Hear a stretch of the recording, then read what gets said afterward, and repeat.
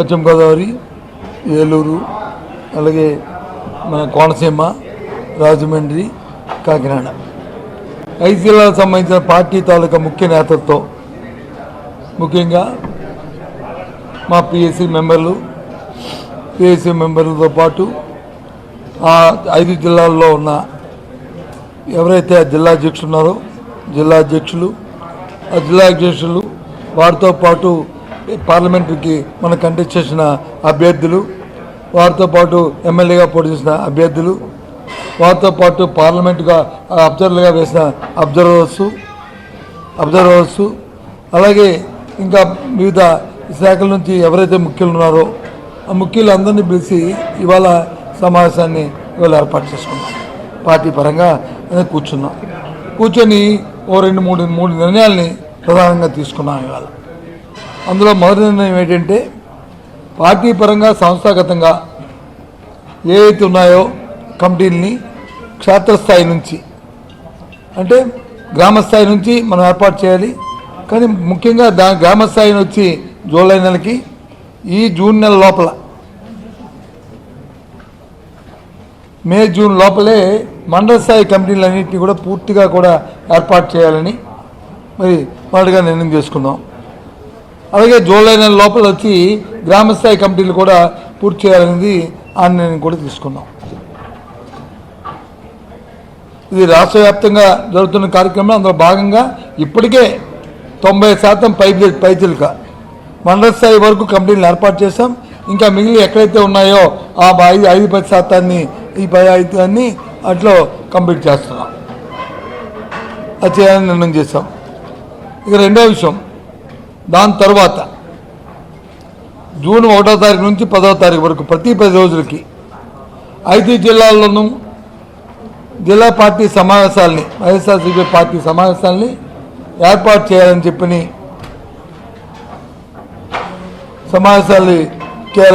నిర్ణయించుకున్నాం. విస్తృత స్థాయి సమావేశాల్లో ఆ జిల్లాలో నూతనంగా నియమించబడిన పార్టీ మా అధ్యక్షులు జగన్మోహన్ రెడ్డి గారితో నియమించబడిన ఎవరైతే పార్టీ క్రియాశీలకంగా ఉన్న మండల స్థాయి నుంచి ఉన్న పార్టీ నాయకులు కార్యకర్తలు నాయకులు ఉన్నారో రాష్ట్ర స్థాయి వరకు అందరూ కూడా ఇన్వైట్ ఇస్తారు. అందులో వారితో పాటు అక్కడ ఉన్న మాజీ శాసనసభ్యులు, మాజీ పార్లమెంట్ సభ్యులు, ప్రజెంట్ ఎమ్మెల్సీస్, అలాగే మాజీ ఎమ్మెల్సీలు, మరి వారితో పాటు మండలాధ్యక్షులు, అలాగే మా జడ్పీటీసీలు, మున్సిపల్ చైర్మన్స్ అందరితో విస్తృత సమావేశాలని ప్రతి 10 రోజులకి, అంటే ఈ 5 సమావేశాలు 50 రోజుల్లో కంప్లీట్ చేయాలనేది మరి రెండవ తీర్మానంగా నిర్ణయించుకున్నాం అందరం కలిసి. ఇక మూడో విషయానికి వచ్చినప్పుడు, ఏదైతే మరి ఇవాళ ప్రధాన ప్రతిపక్షంగా ఉన్నాయో 40% ఓట్ల శాతంతో ఉన్న వైఎస్ఆర్సీ పార్టీ, జగన్మోహన్ రెడ్డి నాయకత్వం ఉన్న మా పార్టీ ప్రజా సమస్యల పట్ల ఇప్పటికే విస్తృతంగా మా దృష్టికి వచ్చిన ప్రతి సమస్యని పోరాటం చేశాం. ఉదాహరణకు వచ్చి అంతకుముందు విద్యుత్ శక్తి మీద చేసాం, అలాగే విద్యార్థుల ఫీజు రీయింబర్స్మెంట్ చేసాం, అంతకుముందు రైతు పోరాటం చేస్తాం, రైతు సమస్యల మీద చేసాం, అలాగే చేసాం. అది కాకుండా ఇప్పుడు నుంచి ఎక్కడెక్కడ క్షేత్రస్థాయిలో ఏ సమస్య అయితే ఉంటుందో ఆ సమస్య పట్ల స్థానిక నాయకత్వమే వారు కూర్చుని నియోజకవర్గ స్థాయిలో కానీ, జిల్లా స్థాయిలో కానీ, జిల్లా నాయకత్వం కానీ, లేదు నియోజకవర్గ నాయకత్వం కానీ ఆ స్థాయిలో అవసరమైతే అక్కడున్న ఎండిఓ ఆఫీస్కో లేకపోతే జిల్లా కలెక్టర్ ఆఫీస్కి వెళ్ళి మరి వినతి పత్రాలు ఇస్తూ, అవసరమంటే నిరసన తెలుపుతూ శాంతియుతంగా, అవసరమైతే ఇంకా నిరాదీక్ష కూడా చేయాలనేది నిర్ణయించుకున్నాం. దానికి ముందుగా ఇవాళ ఉభయ గోదావరి జిల్లాలో ప్రధానమైన సమస్య, ఇవాళ మనం ఈ ప్రాంతాల్లో ముఖ్యంగా మనం వ్యవసాయం ఆధారపడి ఉన్నాం కాబట్టి ఇవాళ ఏదైతే వరి ధాన్యాన్ని సేకరించడంలో ప్రభుత్వం పూర్తిగా వైఫల్యం చెందిందో, వాటి పట్ల రైతుల పట్ల నిర్లక్ష్యంగా ఉందో, దాని మీద ముందుగా మరి పోరాటం చేయాలి. ఇంతకుముందు చేసాం. మన కోనసీమ జిల్లాలో కూడా దగ్గర అధ్యక్షున పెద్ద ఎత్తున వచ్చి నిరసన తెలియజేశాం. అదేవిధంగా అన్ని ప్రాంతాల్లో ఈ 5 జిల్లాల్లోనూ ఆయా స్థానిక నాయకత్వాలు జిల్లా వ్యాప్తంగా చేస్తామా, జిల్లాలో లేదు నియోజకవర్గం చేస్తామా, స్థానిక నాయకత్వం చేసుకుని ఎక్కడైతే సమస్య ఉందో ఆ సమస్య పట్ల ప్రత్యక్షంగా క్షేత్రస్థాయిలో పోయి క్షేత్రస్థాయిలో చూసి దాంతోపాటు అక్కడ ఉన్న స్థానిక అధికారులకి దాని మీద వినతిపత్రం ఇచ్చి ఒత్తిడి తీసుకొచ్చి చేయాలనేది మరి రెండో దీనికి నిర్ణయం తీసుకున్నాం. వాటితో పాటు అలాగే యాక్వా రైతులు పడుతున్న ఇబ్బందులు, ఓ పక్క వచ్చి పండిన పంటకి రొయ్యకి వచ్చి ధర లేదు, రెండో పక్క వచ్చి ఫీడ్ రేట్ వచ్చి పెరిగిపోయింది. రాష్ట్రంలో మొత్తం ఉన్న ఎవరైతే ఈ ఎక్స్పోర్టర్స్ కానీ లేకపోతే ఫీడ్ సప్లై చేస్తున్న కంపెనీస్ ఎవరైతే అందరూ కూడా కాటన్ అయిపోయారు, అందరూ లాలుచి అయిపోయారు. అందరూ కలిసి మరి ఈ ప్రభుత్వం తాలూకు ఒత్తాసుతో వాళ్ళు రైతాంగాన్ని దోపిడీ చేస్తున్న ఈ నేపథ్యంలో దాని మీద కూడా ప్రధానంగా పోరాటం చేయాలని నిర్ణయం తీసుకున్నాం. మరి దాంతోపాటు మన తూర్పుగోదావరి వెస్ట్ గోదావరిలో మెట్ట ప్రాంతమైన పోలవరం ప్రాంతాల్లో ముఖ్యంగా పొగాకు మీద రైతు పడుతున్న ఇబ్బంది, పొగాకును కొనే నాదురాలు లేని పరిస్థితి. ఇక్కడే కాదు గుంటూరు ఒంగోలు ప్రాంతాల్లో కూడా ఈ పరిస్థితులు ఉన్నాయి. ఈ నేపథ్యంలో ఇంతకుముందు రాష్ట్ర ప్రభుత్వం మన నాయకత్వ జగన్మోహన్ రెడ్డి గారి పరిపాలనలో ఆయన నాయకత్వంలో గత ప్రభుత్వంలో ఏ రకంగా ప్రభుత్వం వచ్చి పొగాకు రైతులు ఆదుకుందో, పొగాకే మా ప్రభుత్వం మార్కెట్ ఇంటర్వెన్షన్ చేసి పొగాకుని తెచ్చి కొని టొబాకో బోర్డుకి అమ్మించి ఏ విధంగా రైతులను ఆదుకున్నామో ఆ రకమైన చర్యలు తీసుకోవాలని ప్రభుత్వం ఒత్తిడి తీసుకోవాలని నిర్ణయం చేసుకున్నాం. ఈ నేపథ్యంలో ఆలోచన చేసినప్పుడు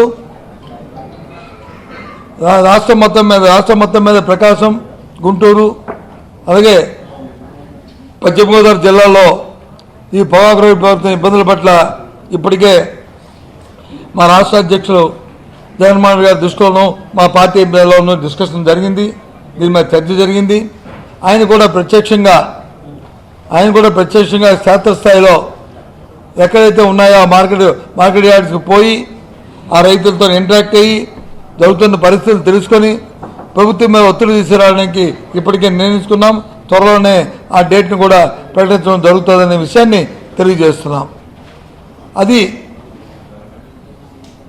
ఒంగోలు ప్రాంతానికి సంబంధించి ఆ కార్యక్రమం చేయాలని పొగాకు మీద మన ఉభయ జిల్లాలో ముఖ్యంగా ఏదైతే యాక్వా మీద ఇబ్బంది ఉందో ఆ యాక్వా మీద అటు భీమవరం, నరసాపురం ప్రాంతాల్లో మొత్తం అందరూ కూడా ఈ సమావేశం నిర్ణయించాం. దానికి కూడా రాష్ట్ర అధ్యక్షుల్ని క్షేత్రస్థాయిలో పరిశీలనకి వారిని కూడా తీసుకురావాలని నిర్ణయించాం. మరి ఆ కార్యక్రమాన్ని కూడా ఆ డేట్ని కూడా వారితో మాట్లాడి పార్టీలో చర్చించి ఆ తేదీని కూడా త్వరలో ప్రకటిస్తామనే విషయాన్ని మీ ద్వారా ఈ రైతాంగానికి అంత తెలియజేస్తున్నాం. మా బాధ్యత ఏదైతే ఈ రాష్ట్రంలో ఉన్న వ్యవసాయ కుటుంబాలు ఏవైతే ఉన్నాయో, వ్యవసాయం మీద ఆధారపడిన ఎవరైతే ఉన్నారో వారందరూ అండగా ఉండడమే మా వైఎస్ఆర్సీపీ పార్టీ బాధ్యత. ఇది జగన్మోహన్ రెడ్డి గారి మాటగా, మా పార్టీ మాటగా మరి మీ ద్వారా ఈ రాష్ట్ర ప్రధానికి తెలియజేస్తున్నాం. ముఖ్యంగా ఉభయ గోదావరి జిల్లాలో ఉన్న రైతాంగానికి ముఖ్యంగా తెలియజేస్తున్నాం.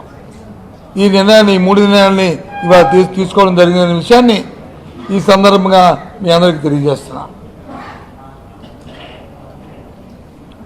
ఇవాళ జరిగిన తీర్మానాలు ఇది కాక ఇక వాస్తవ పరిస్థితి మీ అందరికీ తెలుసు. నేను చెప్పవలసిన లేదు. సంవత్సర కాలం అయింది ఈ ప్రభుత్వం వచ్చి.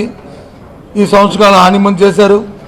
ఏకంగా రైతుల పట్ల కానీ రైతు కూలీ పట్ల కానీ విద్యార్థుల పట్ల కానీ లేదా ఉద్యోగస్తుల పట్ల కానీ లేదా వ్యాపారస్తుల పట్ల కానీ ఏ ఒక్కరి పట్ల కూడా ఇచ్చిన మాటలను ఒకటి కూడా నిలబెట్టుకోకుండా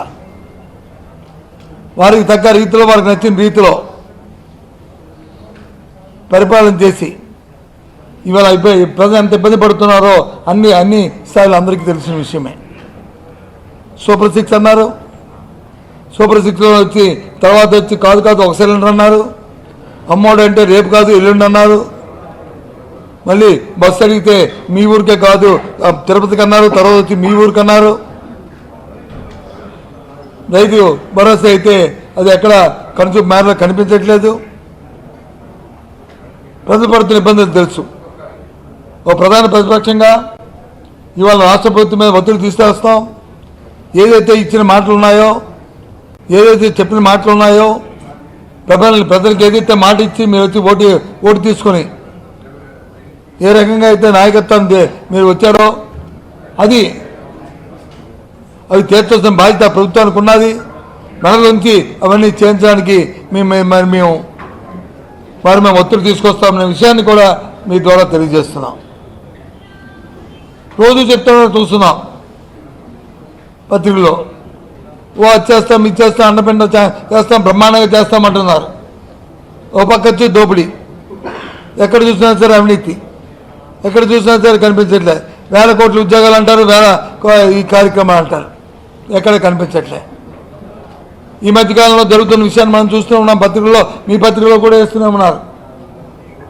ఏదో ఈ వైసీపీ పార్టీకి ఫేవర్గా ఉన్న పత్రికలే కాదు, ఏదైతే మరి తెలుగుదేశం పార్టీ ఈ రాష్ట్ర అధికారంలో రావడానికి లేనివి ఉన్నట్లు చూపెట్టిన ఏబిఎన్ కానీ, లేకపోతే టీవీ5 కానీ, లేకపోతే ఈటీవీ కానీ, మరి ఇవి కూడా వాళ్ళు మనస్సాక్షిగా ఆలోచించమని ఎక్కడే ఉన్నారు. నా ముందే ఉన్నారు మీ అందరూ కూడా. ఎవరైనా సరే ఆ కంపెనీకి రూపాయికి వచ్చి 99 పైసలకి ఎకరా ఇచ్చే పరిస్థితులు భారతదేశ చరిత్రలో స్వాతంత్రం మధ్య ఎక్కడైనా జరిగాయా?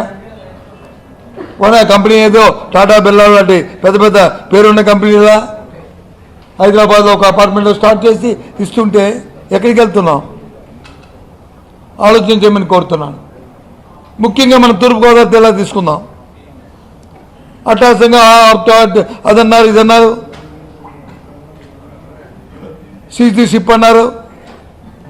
ఎక్కడా కూడా ఒక గింజ కూడా బయటకు వెళ్ళడానికి వీల్లేదన్నారు. ఎక్కడా కూడా ఎఫ్సీ చేపలు దోపిడీ అయిపోతుందన్నారు. అంతా కూడా ఆమె అయిపోయింది. అంతా కూడా నేను చెప్తున్న మాట కాదు. మీరు వెళ్ళి ఆ పోర్టు దగ్గరికి వెళ్ళి అడగండి, లేదు ఆ షాపుల దగ్గరికి వెళ్ళి అడగండి, లేదు ఆ ఎఫ్సీ షాపుల తాలూకా ఆ నాయకుల దగ్గరికి, ఆ యూనియన్ నాయకుల దగ్గరికి అడగండి ఏ రకంగా ఇక్కడ జరుగుతుందో. ఇవన్నీ కూడా ఇది మాట చెప్పామంటే ఆ మాట మీద ఉండి ఆ కార్యక్రమం జరిగేది చేయాలి. ఎక్కడుంది? ఏవి కనిపించట్లే. ఎంతసేపు కూడా మసిమిసి మారగాయ చేసి అరచేతిలో బయట కోటను చూపెడితే ప్రజలు ఎప్పుడూ కూడా ఉండవు. 5,000 ప్రజల నోట్లోకి వెళ్ళాలి. వాళ్ళకి కావాల్సిన కార్యక్రమాన్ని ఇచ్చిన మాట నిలబెట్టుకోవాలి. ఏదో ఇవాళకి వచ్చి అధికారం ఉంది కాబట్టి మరి చేస్తున్నామంటే, ఏదో పోలీసుని పెట్టుకొని పోలీసు టీంతో వచ్చి నడిపిస్తామో ప్రభుత్వాలంటే అది కలకాలం జరగదు, అది కలకాలం అది ఉండదు. కాబట్టి ఈ ప్రభుత్వాన్ని డిమాండ్ చేస్తున్నాం. ఏదైతే ఎన్నికల ముందు ప్రజలకు ఇచ్చిన హామీలు ఉన్నాయో, ఏవైతే వాగ్దానాలు ఉన్నాయో అవి తీర్చాలి, టైం బౌండ్ పెట్టాలి. ఇప్పటికే 100 సార్లు మీకు పదే చెప్తున్నాం, పదే చేస్తున్నాం. అయినా సరే మీకు చెంపుకుట్టినట్టు కూడా లేదు. అందుకే ప్రజలు చైతన్యం చేసి ప్రజల కష్టాన్ని దగ్గరగా చూసి వారితో మమేకమే ప్రజలతోనే ఈ కార్యక్రమాలని, పోరాటాలని, ఉద్యమాలని చేస్తామనే విషయాన్ని మీ ద్వారా చెప్తున్నాం. అందుకే ఇవాళ సమావేశాన్ని తాలూకా ముఖ్య ఉద్దేశం. ఆ నేపథ్యంలోనే ఇవాళ సమావేశం మేము పెట్టుకున్నాం. ఇవాళ ఆ విషయాన్ని మీ చెప్పి మీ ద్వారా జిల్లా ప్రధానికి తెలియజేద్దామని మీతో ఈ సమావేశాన్ని ఏర్పాటు చేస్తాం. ఓకే, ఏమైనా చెప్పండి. జరగనియండి. ఇవాళ ప్రభుత్వం వారిది, ప్రభుత్వం మాది కాదు, వారిది. మేము అడుగుతుంది అండి, నీవు ఏ ఎంక్వైరీ చేసుకోండి, కానీ నిజాయితీగా నీతిగా చేయడం ఆలోచన చేయండి. నేనన్న మాట కాదు ఇది. సాక్షాత్తు సుప్రీంకోర్టు నుంచి హైకోర్టుల వరకు చెప్తున్న మాట, న్యాయస్థానం చెప్తున్న మాటలు. ఏదో మోటివ్తోనో ఎవరినో హింసించాలనో, ఎవరినో ఇబ్బంది పెట్టాలనో, ఎవరినో అవమానపరచాలనో కార్యక్రమాలు చేస్తే వ్యవస్థ ఒప్పుకోదు, కాలం ఎప్పుడూ ఒకలాగా ఉండదు. ఎంక్వైరీ చేయండి. తప్పు జరిగితే ఎవరు తప్పు చేస్తే వాళ్ళు శిక్షణ పడతారు. న్యాయంగా ఎంకరేజ్ చేయండి. అంటే మోటుతో మాత్రం దయచేసి చేయొద్దని చెప్పి నేను అంటున్నాను. మనం చూస్తున్నాం రోజు జరుగుతున్న ఈ కార్యక్రమాల్ని వాంటెడ్లీ చేయాలనే ఉద్దేశం అవుతుంది. అందుకే మరి న్యాయస్థానాలు కూడా ఆ రకంగా వాళ్ళని అభిశయిస్తున్నాయి.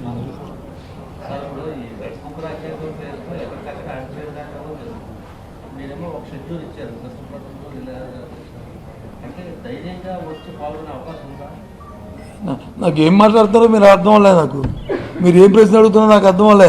కానీ రెడ్ బుక్ రాజ్యాంగానికి పోరాడడానికి సంబంధం రెడ్ బుక్ రాజ్యాంగం అంటే మీ అందరూ రెడ్ బుక్లో అవినీతిపరంలో ఉన్నాయి మీ ఉద్దేశం లేదు. మీ అందరూ ఎంక్వైరీ కన్నా లేదా మా అందరూ భయమన్నా లేకపోతే ఈ ప్రభుత్వంకి వచ్చి అమ్మమ్మ భయం పడి పారిపోతామని ఏంటి మాటలు ఏంటి? ఎవరన్నారు నిన్న మా జగ్గిరెడ్డి గారు వచ్చి మరి చేస్తే అందరూ రాలేదా? అందరూ మా జగ్గిరెడ్డి గారు అయితే రాలేదా? మీరు రాలేదంటే మీ తాలూకా ఛానల్ ఏ ఛానల్ నాకు తెలియదు కానీ మీ యాజమాన్యం ఉండరు రాకపోతే అందరూ వచ్చారు గారికి. మరి నాకు తెలియదండి అందుకు అడుగుతున్నాను. చెప్పండి. ఎస్ ప్రతిపక్షంగా నాకే జీవో ఇచ్చింది కదా బస్సు అపోజిషన్ లీడర్ని. నాకే ఇచ్చింది కదా జీవో. నువ్వు గుర్తించ నాకే ఇచ్చింది కదా జీవో కౌన్సిల్లో అపోజిషన్ లీడర్ అని. లీడర్ ఆఫ్ అపోజిషన్ మరి గుర్తించబోతుంది నాకేందుకు ఇస్తుంది జీవో? ఈయనెవరండి గుర్తించడానికి? 40% మంది ప్రజలు మాకు ఓటు ఇచ్చారండి. రాష్ట్రంలో మనం జరిగిన ఎన్నికల్లో 40% మంది మాకు ఓటు ఇచ్చారు. 40% అంటే నాట ఆర్డినరీ చిన్న సంఖ్య కాదు. 40% అంటే 40% 4% కాదు కదా మిగతా పార్టీలాగా. 40 డబుల్ డిజిట్ 40. సో అందుకని చెప్తున్నాను నేను. కాబట్టి వాళ్ళు గుర్తుంచేటి మా బాధ్యత. అది ప్రధాన ప్రతిపక్షంగా ఇవాళ మా బాధ్యత. ఏ సమస్య వచ్చినా సమస్య పట్ల చేయమనేది మా బాధ్యత.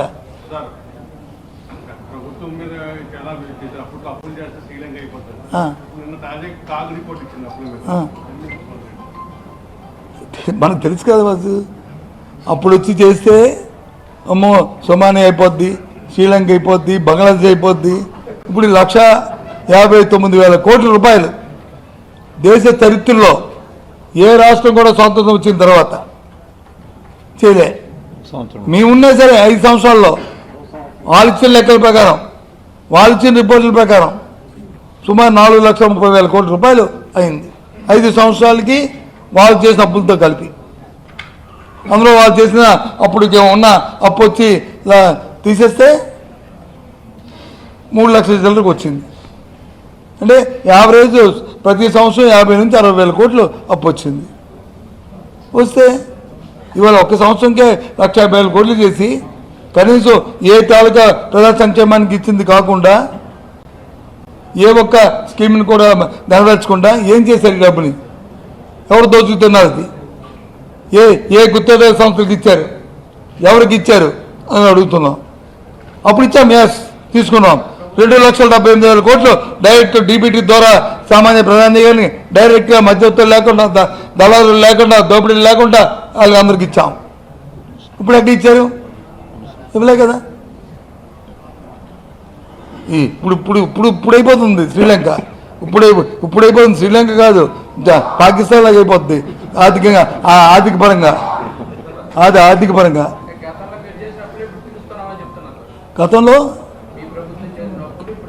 గతంలో మేము చేసిన అప్పులు యావరేజ్ని అంతకుముందు ప్రభుత్వం వాళ్ళు చేయకుండా ఉండి మేము చేసిన ఇది కంటిన్యూ ప్రాసెస్.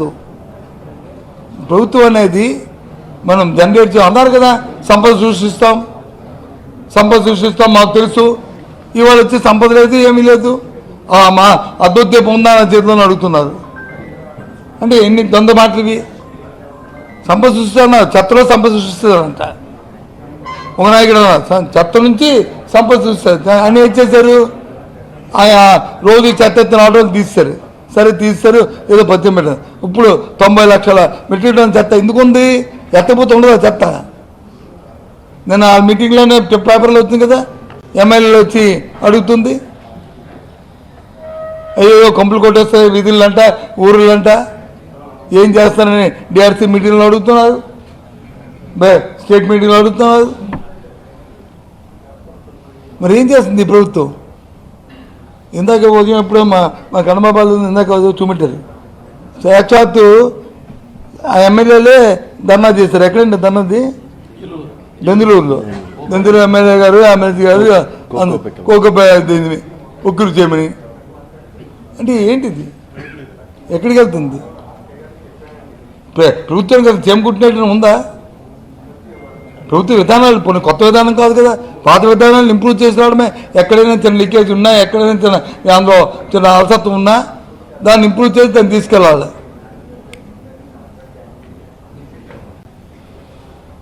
చేయాలి కదా, అది చేయట్లేదే.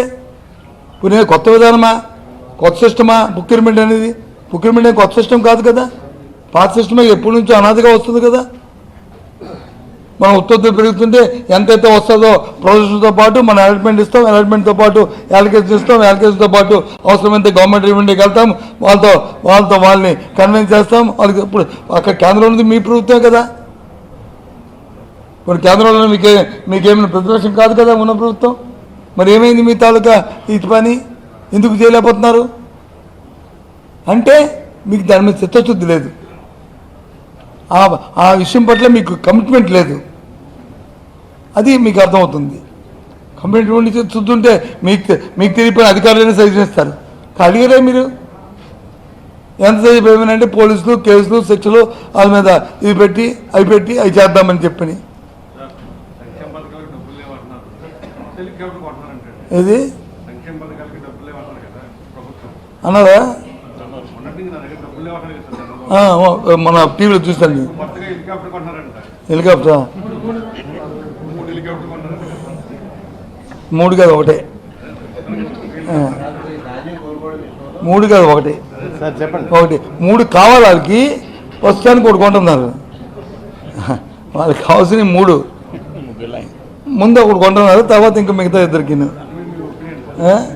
ఏం సార్ నేను చెప్తాను, చంద్రబాబు నాయుడు గారు ఎప్పుడు అధికారం ఉన్నా, ఇప్పుడే కాదు అంతకుముందు 2014-19 మధ్యలో ఉన్నా, లేదు ఉమ్మడి రాష్ట్రంలో ఉన్నా, అప్పుడు అంతకుముందు ప్రపంచ బ్యాంక్ నుంచి అప్పు తీసుకొచ్చాడు. ఏం చేశాడు? పౌడర్లకి, స్నోవులకి, మేకప్లకి ఖర్చు పెట్టాడు.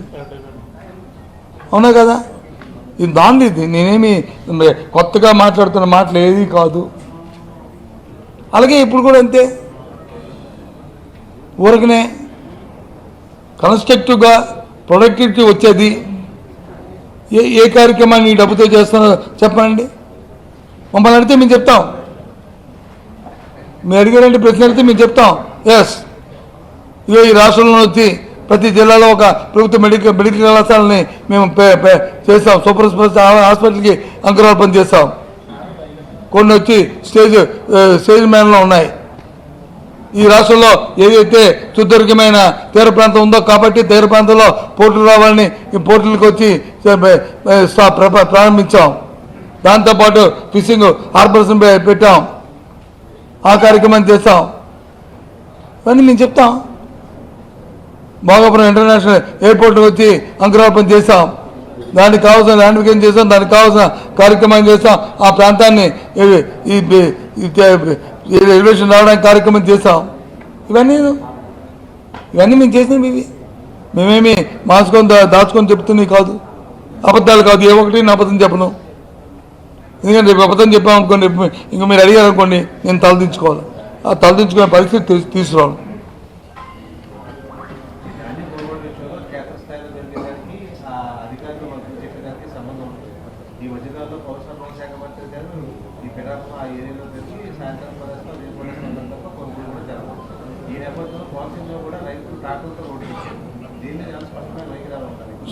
మాకైతే వైఖరి ఉంది. ఈ ప్రభుత్వం పూర్తిగా వైఫల్యం చెందింది. ఏదైతే మరి పౌర సరఫరాల శాఖ మంత్రి గారు చెప్తున్న మాటలు ఏమన్నా అన్నీ బోటకం. ఒకటి కూడా క్షేత్రస్థాయిలో అమలు జరగట్లేదు.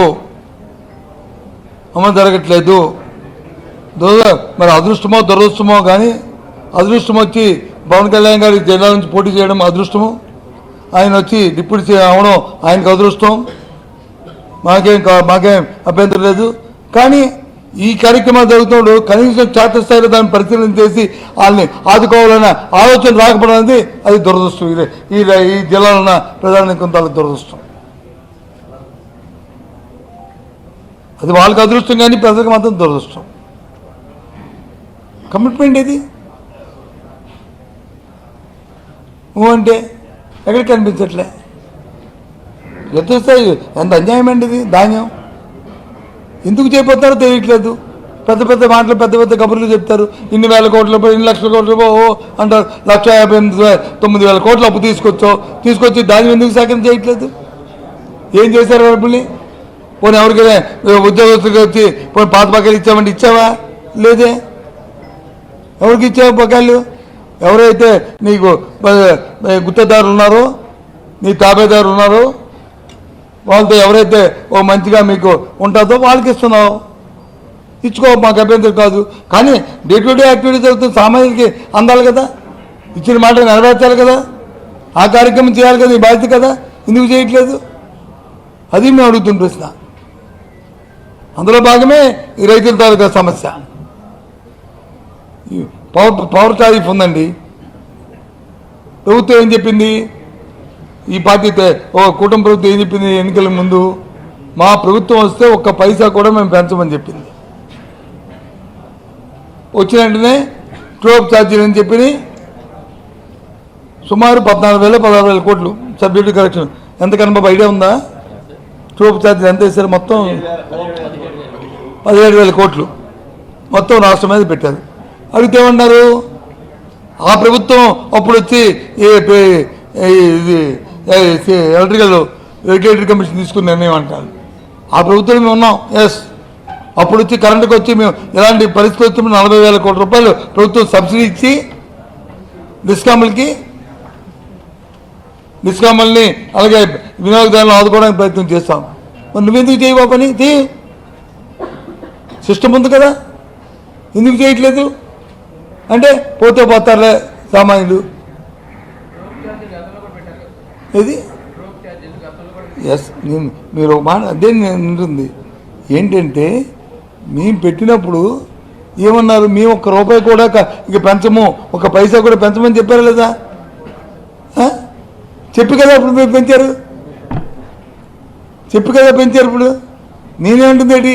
చెప్పనన్న వాళ్ళు వచ్చి ఆ ఏదైతే ఉందో ఆ డిఫరెన్షియల్ అమౌంట్ అది ప్రభుత్వం భరించవచ్చు కదా, సామాన్యమైన భారం పడకుండా ఉంచవచ్చు కదా, డిస్కౌంట్ని బలోపేతం చేయొచ్చు కదా. ఎందుకు చేయలేదు? కారణం ఏంటి?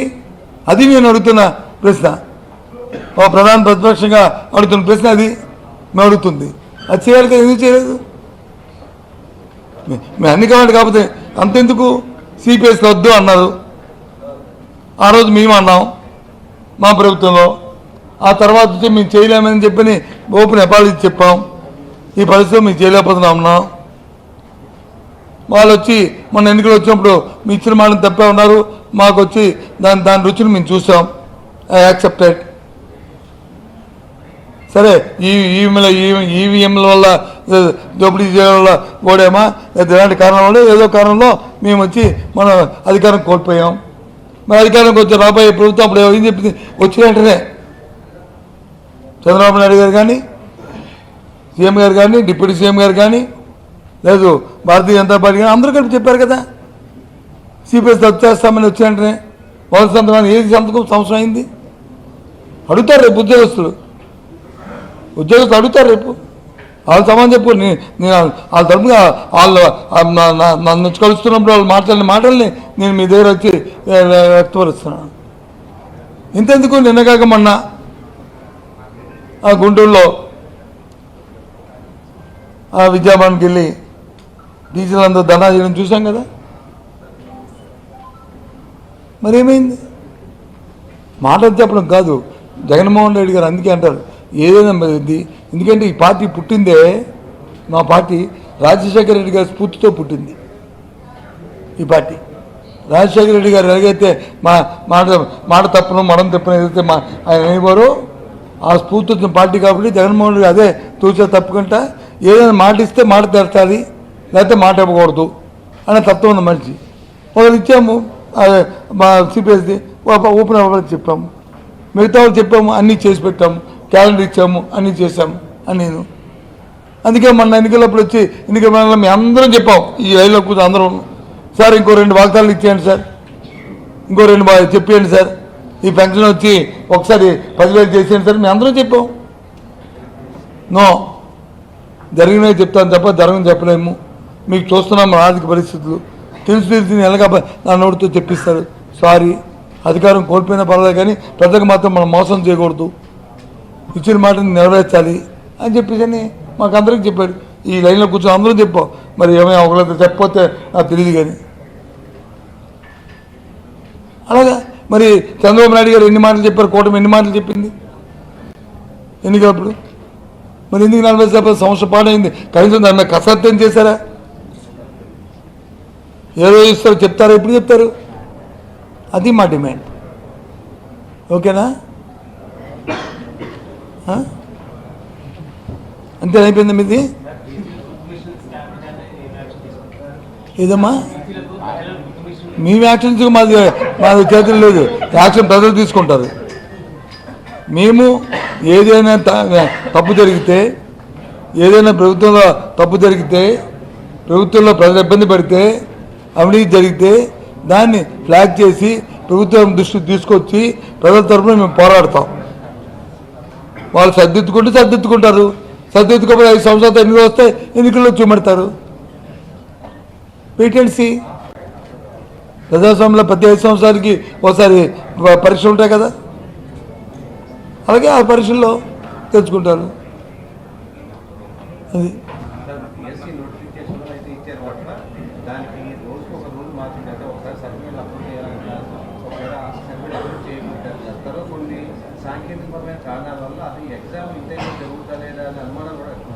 సార్, నేనైతే జరగద్దు అని నేను నవ్వుతాను. జరగాలని కోరుకుంటున్న మనిషిని. I'm positive. కానీ ఈ ప్రభుత్వానికి దేని మీద కూడా ఒక క్లారిటీ లేదు. నిన్న మొన్న చూశాను పత్రికల్లో, ఇంగ్లీష్ మీడియం మళ్ళీ పెట్టాలి, ఇంగ్లీష్ మీడియంలో ఎంతైనా కానీ పరభాషల్లో, పరదేశాల్లో, లేకపోతే పై రాష్ట్రాల్లో మన పిల్లలు వచ్చి ఎలివేషన్ ఉండదని చెప్పేసి చూశాను. నేను వాస్తవం ఇది. మరి మేము చెప్పింది అదే కదా, తెలుగు మీడియం వద్దనలే కదా, ఇంగ్లీషు తెలుగు కలిపి పెడదామంటే ఓ అని చెప్పి ఇక్కడ ఇటీవల ఈనాడులో ఉన్నారా? వీళ్ళైతే ఇంకా మరి కానకద్దు. చచ్చిపోయి రామోజీ గారి ఆత్మ ఎక్కడుందో కానీ అక్కడ నుంచి ఆలోచించుకుంటే ఏదో ప్రోత్సహ చేసినట్టు, ఒక నేరాన్ని చేసేసినట్టు, దేశంలో చేసినట్టు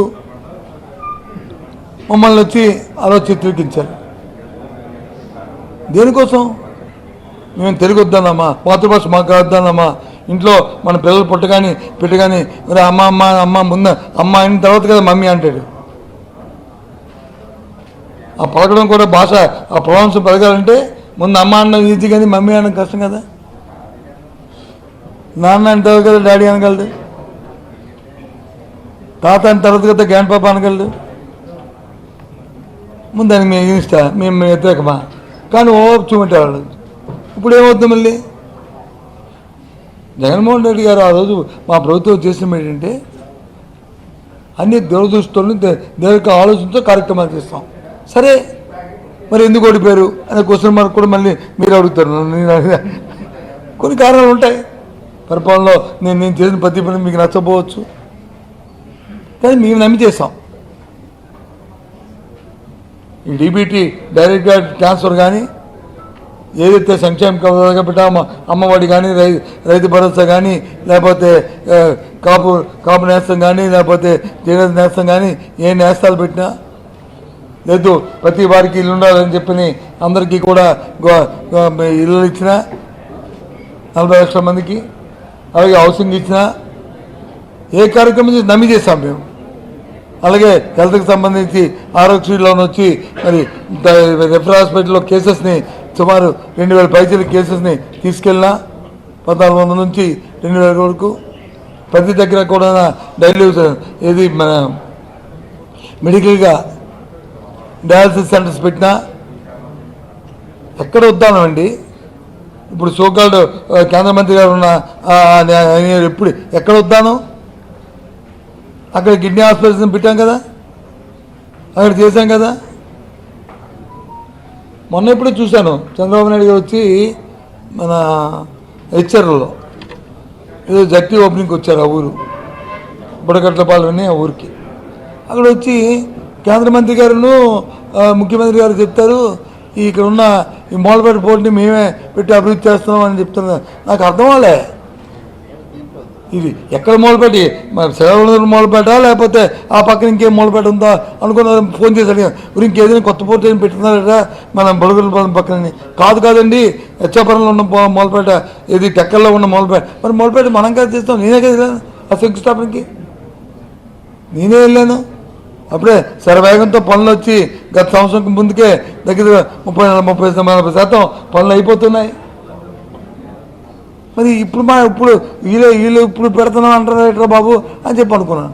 అంటే తెలుగుదేశం పార్టీ బాగా అలవాటు, ఏదైనా వస్తే మాత్రం వాళ్ళు పేరు పెట్టించుకోవడం అలవాటు, ఏదైనా పుడితే వాళ్ళు పేరు పెట్టించుకోవడం అలవాటు. కష్టపడకంటే పేరు పెట్టించుకోవాలి, అదే వాళ్ళు కష్టమక్కలు పేరు పెట్టించుకోవాలి అంతే. సరే అది సరదా, మాకు వచ్చి ఈ క్షేత్రస్థాయిలో కార్యక్రమాలు చేయడం మాకు సరదా, అందుకు మేము చేసుకున్నాం. మీ ఇంత ఆర్భాటాలు, ఇంత పబ్లిసిటీలు, ఇంత కార్యక్రమాలు మేము ఉన్నప్పుడు చేయలే. నేను నిరారంభంగా ఈ కార్యక్రమాలు, ఎందుకంటే ఆ కార్యక్రమం జరిగితే ప్రజలు తెలిస్తే దాని గురించి పెద్దగా మనం ఆలోచించక్కర్లేదు ఆ ఉద్దేశంతో. ఓకేనా? Bye bye, see you, thank you.